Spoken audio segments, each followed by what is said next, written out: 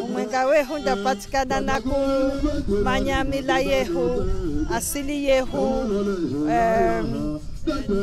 uhusiano wehu wekaladze. Vivyo vyose vinaweza kureha hamwenga.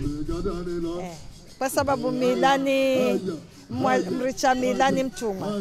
Kwa hivyo kuja hamwenga ndio huweze kutumika, husiweze kutumika. Ningependelea vijana wajihusishe sana na haya mambo ili wazidi kuinua county, na si vijana wa Kilifi peke yake lakini pia wa Kenya wajifundishe mambo ya leadership toka kwa Mekatilili.